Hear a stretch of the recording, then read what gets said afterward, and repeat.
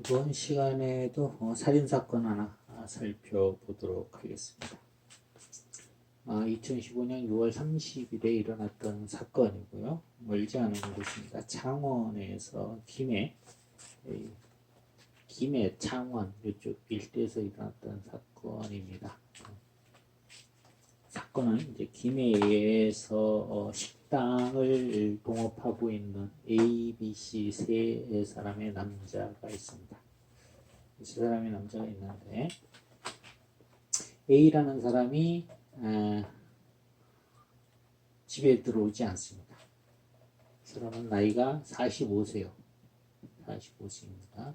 집에 들어오지 않고 이 주부가 있죠. 이 부인이 있었는데 이 부인이 37세의 부인인데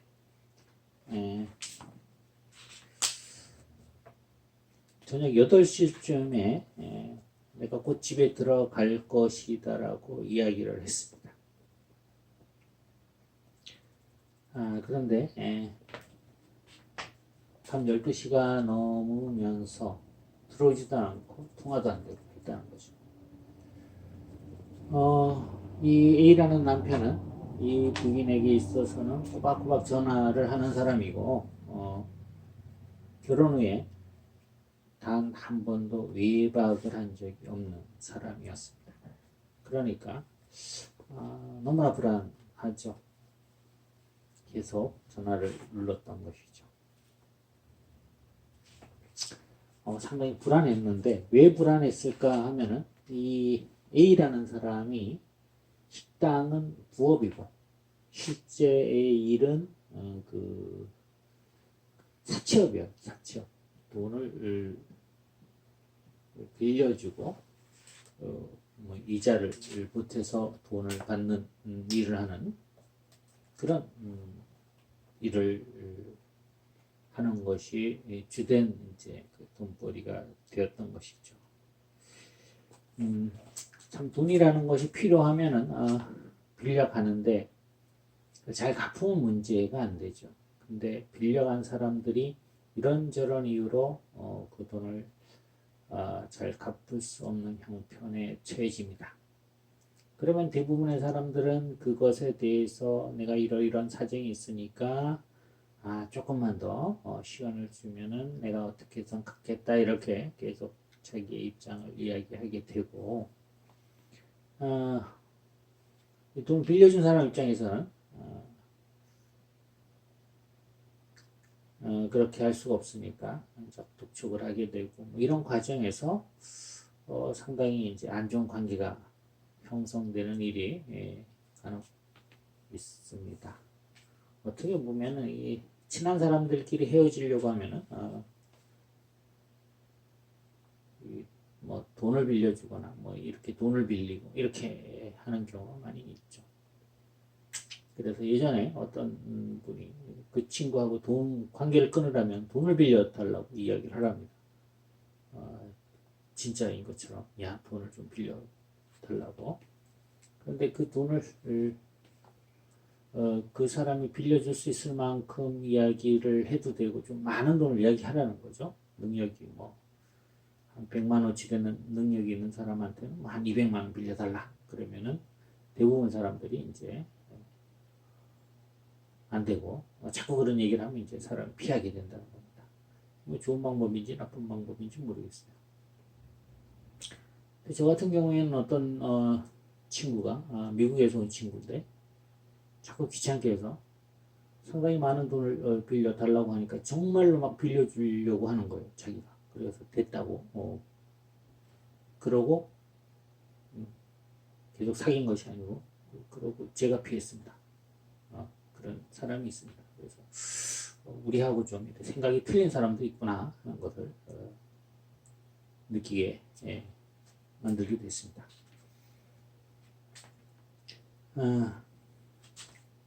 이 부인이 밤을 꼬박 새웠어요.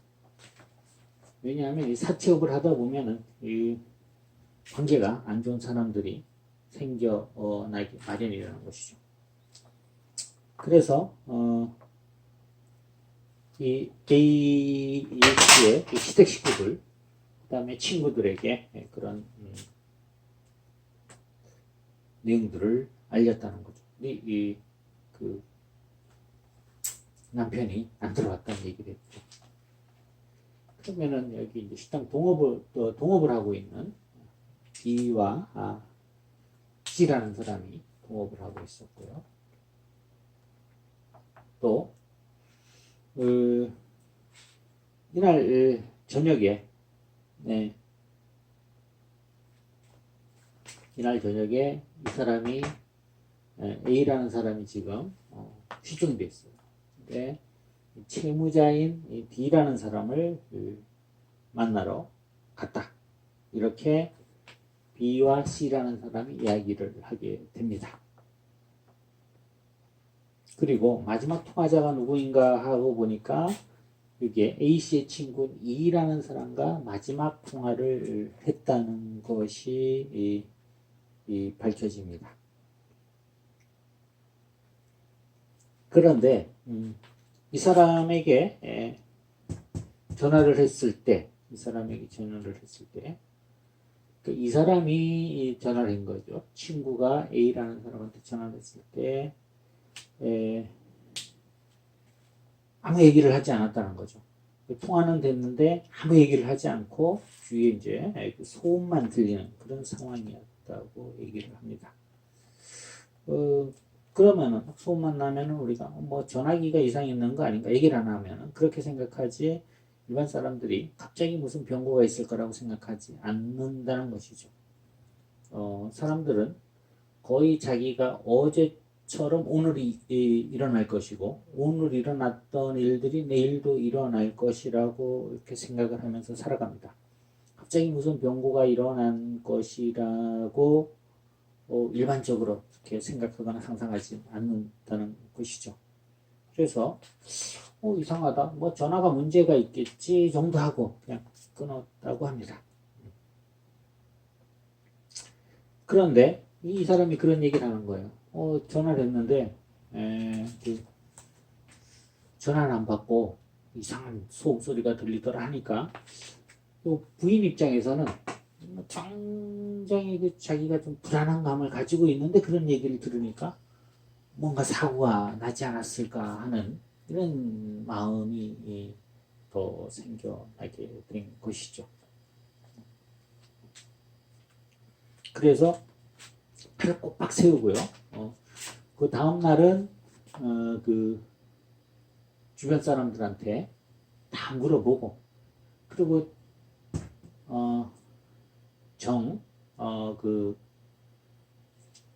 이제 남편의 그 행방을 모르겠으니까 다음 날 7월 1일 날 신고를 합니다. 여기가 바로 그 장유 지구대로 신고를 합니다. 김해죠. 장유 지구대. 이쪽이 저쪽에 가다 보면은 그쪽에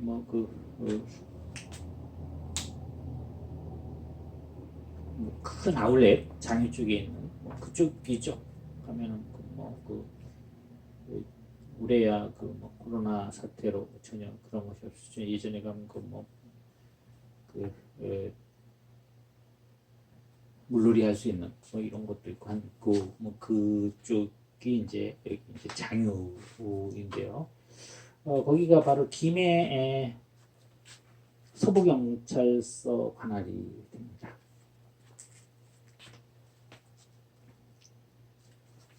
그래서 지구대에서 보면은 성인 남성들이 보통 술 먹거나 이러면 다음날 들어오기도 하고 이렇게 하는 경우가 일반적이죠.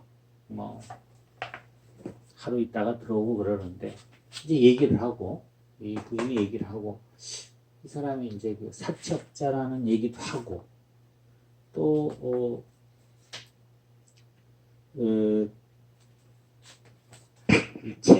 이 채무자를 만나러 가면서 연락이 안 됐다라고 진술하니까 이제 그 신고를 받고 이제 바로 형사팀에 접수가 됐는데 보니까 좀 무슨 일이 일어났다고 좀 직감이 갔던 거죠. 그래서 형사팀에 사건을 배당한 것입니다. 그래서 이 A씨의 전화를 해보니까 당연히 전화가 꺼져 있는 상태였죠. 아내는 계속 전화번호를 눌렀던 거죠. 너무 이게 불안하니까. 새벽까지만 해도 신호가 갔는데 그 이후에는 오전에는 7일 1일 오전에는 오후에 지구대에 신고를 했습니다. 오전에는 전화기가 꺼져 있다라고 응답을 했다는 겁니다. 그래서 이 추적을 해보니까 위치 추적을 해보니까 최종 그 기지국 위치가 창원으로 나오죠. 창원. 그 지역을 아는 친구들은 알 수가 있겠지만 창원 대산면이 나옵니다. 대산면에 채무자 D가 살고 있었던 것이죠. 그래서 이제 7월 2일부터 여기에 김해 서부 관할입니다. 서부경찰서 관할이기 때문에 김해 서부경찰서 형사과에 사건이 접수돼서 이제 사건을 처리하게 됩니다.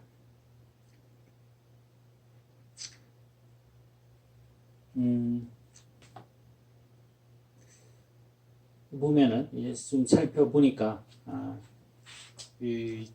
5천만 원을 갚아야 될 돈이 있었다라고 하는 것을 알게 된 것이죠.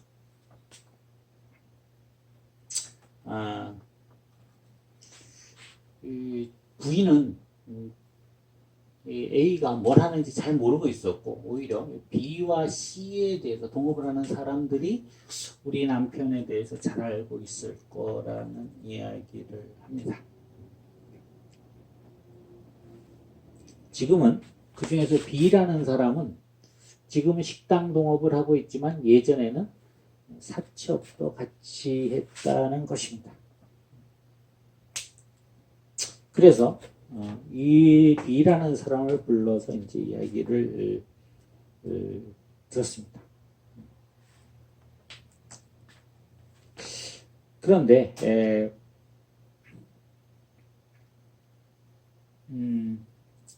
이 사람은 이제 B라는 사람의 얘기를 들으니까 사실 A라는 사람이 뭐 다른 여자들도 좀 있고 도박도 좋아하는 사람이라서 잠시 연락을 끊고 어디 가 있을 것이다. 그리고 식당에 있는 여기 아가씨가 있는데 남녀가 있는데 카운터를 보고 있는데 이 아가씨와도 뭐 내연 관계에 있다라는 이야기를 했다는 겁니다.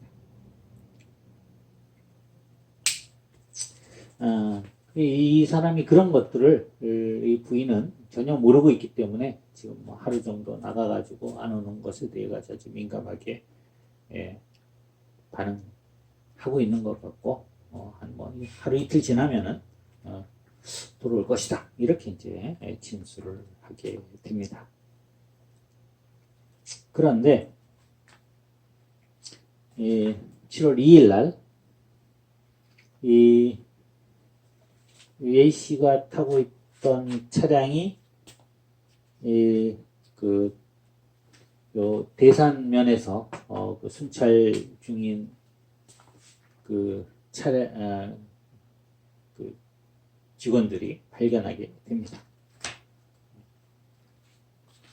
여기 있는 이제 그 모 마을에 있는 그 공터에서 이 차량이 발견되게 됩니다. 그래서 가봤죠. 차량 안에 가보니까 차량 안에는 아무도 없고 문은 잠겨 있었고, 그러니까 여기에 그 과학수사팀이 경남지방청에서 이쪽은 김해에는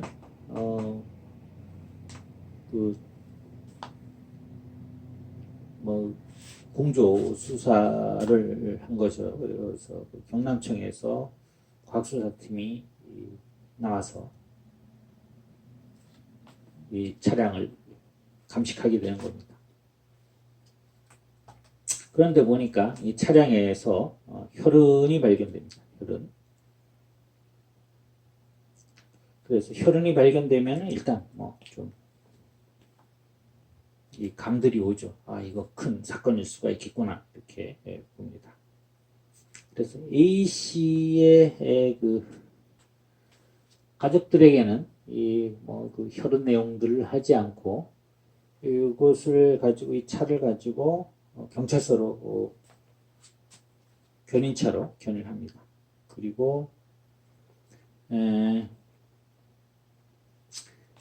그 혈흔의 유전자가 이 A의 것인지 확인하기 위해 가지고 부인한테 부탁을 해서 면도기, 칫솔 이런 것들을 좀 달라 그래서 가져갑니다.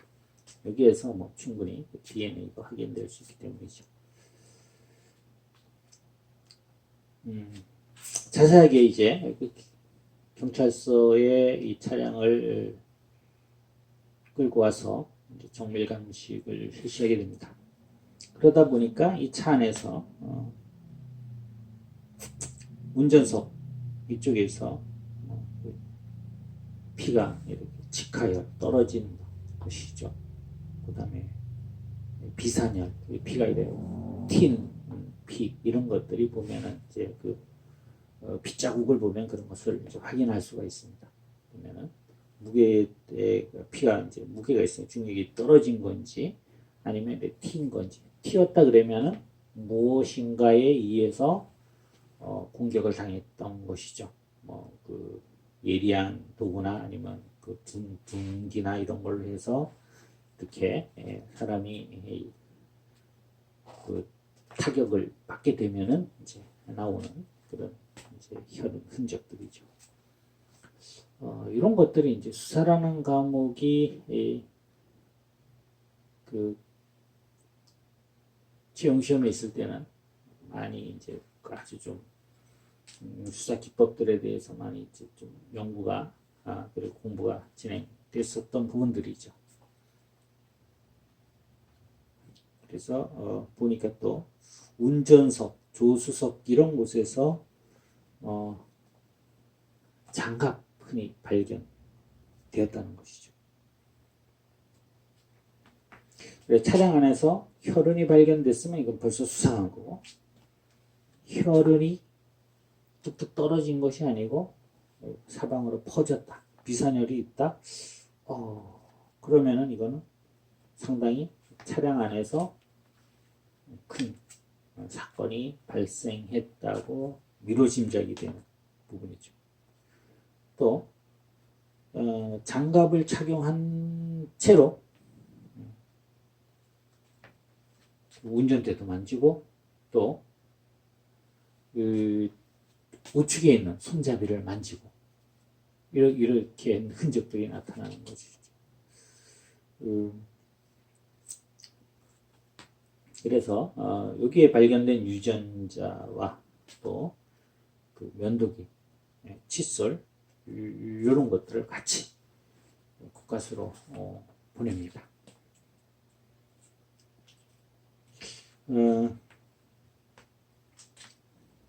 그리고 여기 바로 사건이 바로바로 진행됩니다. 다음날 오전에 그렇게 하고 오후에는 7월 2일 날 오후에는 감녀를 불러가지고 조사를 합니다.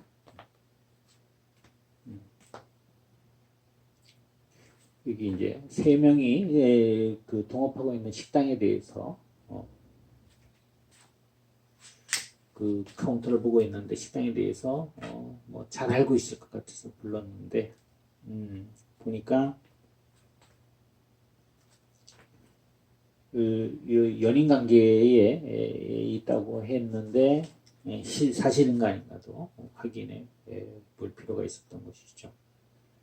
근데 보니까 좀 그렇게 아주 친밀한 관계를 형성하고 있는 것처럼 보였는데 그것보다는 이 사건의 전말을 알고 있는 걸가 좀 더 중요했던 것이죠.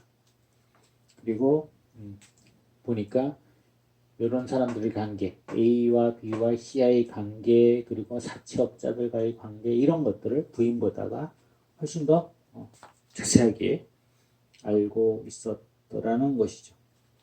그리고 요 A, B, C가 A가 가장 이제 보면은 좀 지금 실종된 사람인데 요 세 사람의 관계에 대해서 진술을 하는데 요 B와 C가 둘이 아주 절친이고 고향 친구고 아주 절친이고 A와는 이제 안지가 한 8년 정도 됐다라고 이야기를 합니다. 그래서 친하기도 B와 C가 더 친한 정도가 더 친하다고 이야기를 한 것이죠. 그리고 여기 가면 채무자 D라는 사람도 이 감년은 잘 알고 있었던 것이죠. 이 사람이 이제 그 돈을 빌려간 것도 알고 어느 정도 이제 이 돈을 좀 받으러 왔다 갔다 한 사실까지도 이 감년은 알고 있었던 것입니다. 그리고 마지막 통화를 했던 이 E라는 사람에 대해서 조사를 해 봤습니다. 그런데 보니까 통화를 했지 이 사람과 그 거리상 아주 먼 거리에서 그 통화를 한 것이 확인되어서 어떻게 보면 그 상대적 알리바이가 성립되는 이런 사람이었습니다.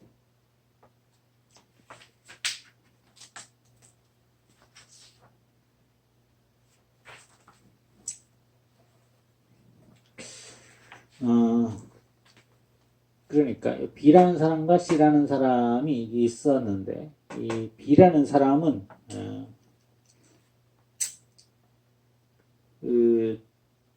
A라는 사람이 조만간에 돌아올 것이다 이렇게 얘기한 것이 상당히 이제 의심스럽게 생각된 거죠.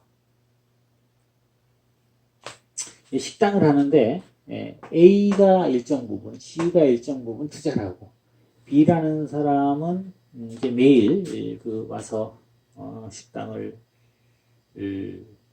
관리하는 업무를 했다는 것입니다. 그래서 식당에 수입이 생기면은 3명이서 나누어 가지고 있었던 것이죠.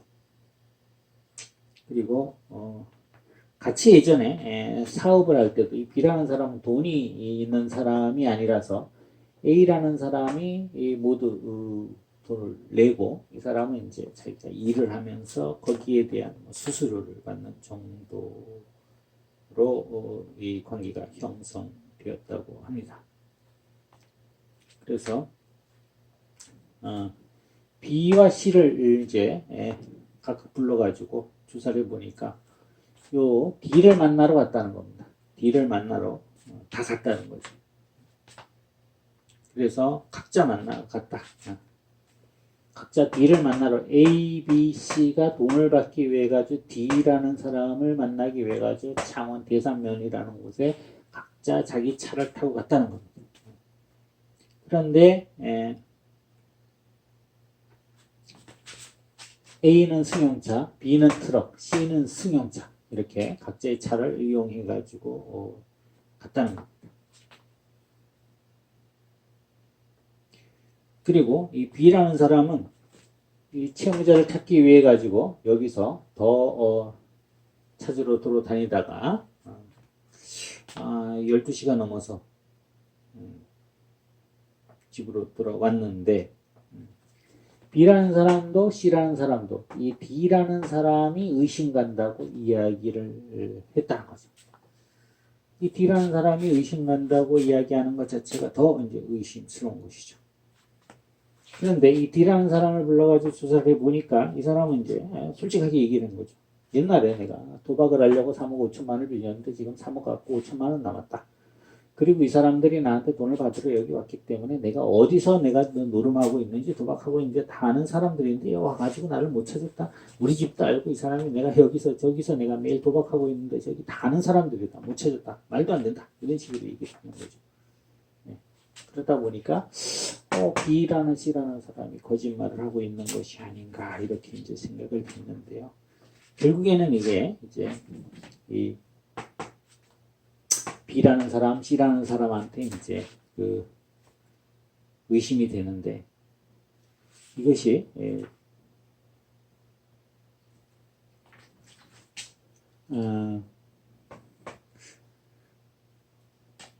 과연 왜 그랬을까? 왜 그랬을까? 이런 것들이 있죠. 근데 여기 차가 있는데 여기 마침 CCTV가 하나 있어가 CCTV를 보다 보니까 여기 이제 차가 하나 있고 이제 트럭이 왔다 가고 다음날 저녁 때 요때 7월 1일 날 저녁 때 오토바이가 왔다 가는데 그걸 찾아보니까 BC가 나타나는 겁니다. 결국에는 이제 그런데 이게 시체를 못 찾은 거죠. 시체를 못 찾아서 그래서 이 사람이 그 대전까지 가게 됩니다. 대전까지 가서 자기가 알고 있던 어떤 여자가 있는데 그 여자가 공부하러 가고 그 방이 비어서 거기에 가 있게 됩니다. 그러면서 체포를 했어요. 체포를 하는데 결국에는 그 시신이었기 때문에 살인 혐의보다는 이 사람을 그냥 차에 감금 혐의로 해가지고 일단 체포를 하게 돼서 이제 진술을 듣게 됩니다. 그 차에서 데리고 오면서 자기 좀 물통이 있는데 물 좀 달라고 해서 물을 주려고 하다가 열어보니까 이제 확 독약 냄새가 난 거죠. 그러니까 그 사람은 그걸 먹고 뭐 그런 생각도 하고 있었던 거죠. 그래서 수사관들이 형사들이 수상해가지고 딱 열어보니까 그런 생각이 들었던 거죠. 그래서 이 사람은 이제 그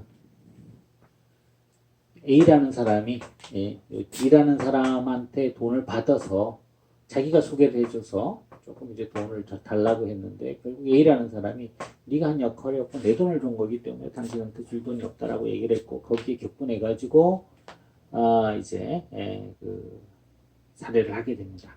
살해를 하고 그 트럭으로 해서 이제 가지고 가서 결국에는 이제 사체까지 다 훼손을 해서 여기저기에 묻어놨습니다. 그래 친구라는 이유 때문에 사체를 이제 묻어놓고 표시를 해놨대요. 왜 그러냐 하니까 나중에 자기가 정말 이것은 그렇지만 나중에 장례라도 자기가 지내줄 생각으로 그 시신을 묻은 곳을 이렇게 나무가지를 거기다 꽂아가지고 표시를 해놨다고 진술을 했습니다. 그래서 정말 자기는 왜 그랬는지 자기도 아주 우발적으로 그랬다고 이야기를 하고요. 처음에는 이제 너무 자기의 그 친구의 사체를 훼손했기 때문에 진실을 이야기하지 않았던 거죠. 시체를 어디 갖다 버렸다 그랬는데 그쪽에 가서 아무리 수색해도 못 찾고 그러다가 나중에 계속 설득을 한 것입니다. 그러다 보니까 좀 이제 자기가 진짜 이렇게 했다. 그리고 어떻게 해가지고 사체를 훼손해가지고 안매장을 했다까지 진술을 받아냈던 이런 사건이었습니다. 그 사건들을 보면 참 친한 사람들끼리도 정말 동업을 같이 하고 같이 그 사업을 같이 하고 이런 경우에도 어떤 계기가 되면 이렇게 엄청난 결과를 초래할 수 있는 범죄 사건이 발생할 수도 있는데요. 사실 범죄 사건들 보면 강력 사건, 특히 살인 사건은 모르는 사람들보다 이렇게 아는 사람들 간 많이 발생하죠. 서로 아는 사람들끼리 그 감정이 쌓이고 쌓이면은 이렇게 죽일 만큼의 그 감정 또 원한들이 생겨날 수 있기 때문입니다. 이번 시간 여기까지 하도록 하겠습니다.